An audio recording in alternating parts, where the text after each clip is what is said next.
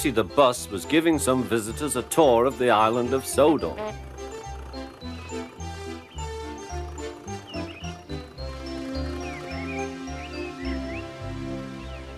It was their last afternoon, and Edward was preparing to take them to meet Bill and Ben.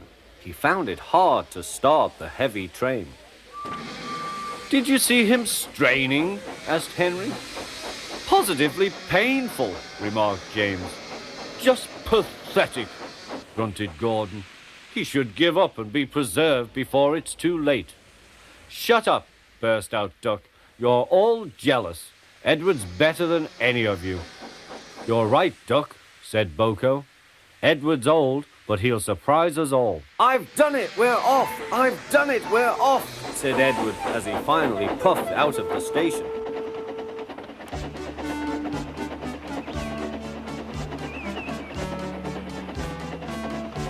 Bill and Ben were delighted to see the visitors. They loved being photographed. Later, they took the party to the China Clay Works in a brake van special.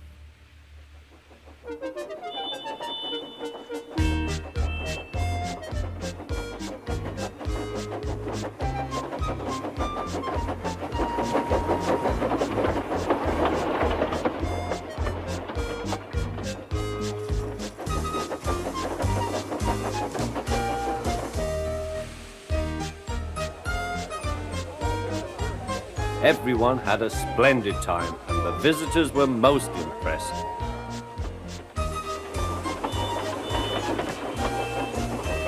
Then Edward took the visitors home.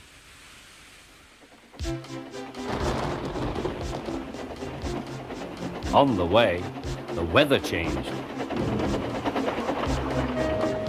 Wind and rain buffeted Edward. His sanding gear failed, and his fireman rode in front, dropping sand on the rails by hand. Suddenly, Edward's wheels slipped fiercely. With a shrieking crack, something broke.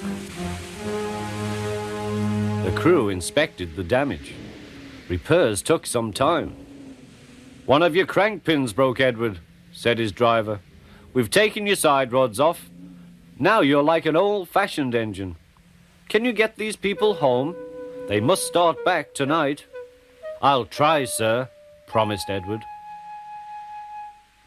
Edward puffed and pulled his hardest, but his wheels kept slipping and he could not start the heavy train. The passengers were anxious. Driver, fireman and guard went along the train, making adjustments between the coaches. "We've loosened the couplings, Edward. Now you can pick your coaches up one by one, just as you do with trucks." "That will be much easier," said Edward. "Come on," he puffed, and moved cautiously forward.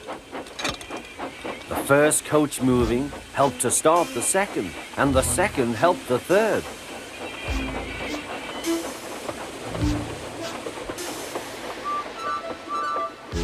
"I've done it! I've done it!" puffed Edward. "Steady, boy," warned his driver. "Well done, boy. You've got them! You've got them!"